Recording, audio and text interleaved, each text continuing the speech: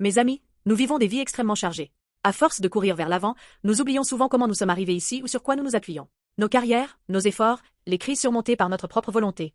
Dans les moments de succès, nous tombons facilement dans l'illusion « je suis arrivé ici par mes propres forces ». Pourtant, la Bible raconte une toute autre histoire. Lorsque Josué a rassemblé le peuple d'Israël à Sichem, c'était une restauration de données, de la vie. Il leur a rappelé que depuis l'appel d'Abraham jusqu'au don de la terre de Canaan, en passant par la sortie d'Égypte et la traversée du désert, rien n'était dû à leur épée ou à leur bravoure, mais uniquement à la main invisible de Dieu. C'est ici qu'apparaît un mot-clé, l'hébreu, zakar. Souviens-toi. Se souvenir, ce n'est pas simplement se rappeler le passé. C'est ramener la grâce de Dieu, qui nous a aidés autrefois, dans l'instant présent pour que cette puissance se manifeste à nouveau ici et maintenant. C'est une puissante énergie de réactualisation. L'événement où les données de notre vie ont été le plus parfaitement restaurées est la croix et la résurrection de Jésus-Christ il y a 2000 ans. La croix n'est pas une histoire ancienne. C'est la solution de restauration la plus puissante pour retrouver le but et la valeur de notre vie, autrefois brisée et effacée par le péché. Jésus nous proclame. Tu n'es jamais seul.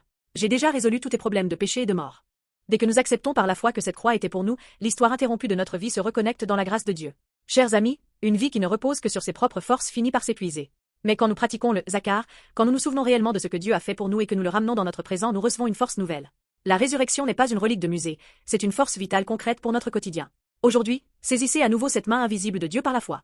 Quand la vraie donnée, celle de la grâce de Dieu et non de votre propre force sera restaurée, votre lendemain sera rempli d'une espérance totalement nouvelle. Je vous bénis au nom de Jésus-Christ.